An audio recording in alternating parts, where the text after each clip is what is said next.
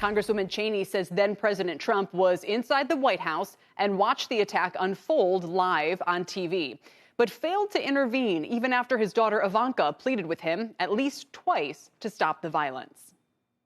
He could have told them to stand down. He could have told them to go home, and he failed to do so. It's hard to imagine a more significant and more serious dereliction of duty. Congresswoman Cheney is the Republican vice chair of the January 6th committee. A spokesman for former President Trump telling NBC News that the committee is, quote, obsessed with waging a political war against him. NBC's Sahil Kapoor now. Sahil, this week marks 1 year since the riot. What are the next steps in this committee's investigation? And a huge year coming up ahead for the January 6th Select Committee. They say they have spoken to more than 300 witnesses, collected more than 35,000 documents. Now, what are the next steps? They have to complete their fact-finding mission. That means figuring out what to do about reluctant witnesses like Roger Stone and Jeffrey Clark. Will there be subpoenas for them?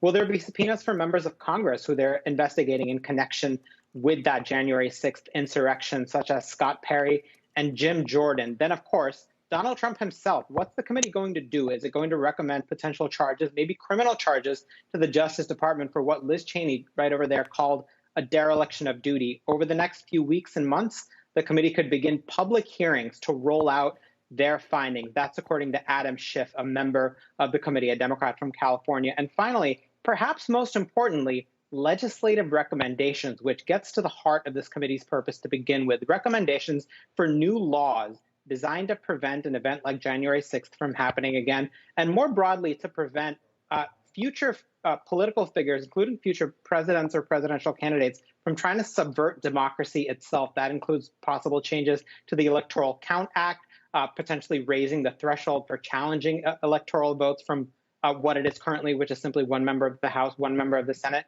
The chairman of this committee, Benny Thompson, saying that the United States came perilously close to losing our democracy.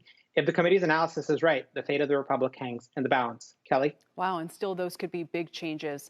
Sahil, thank you very much tonight.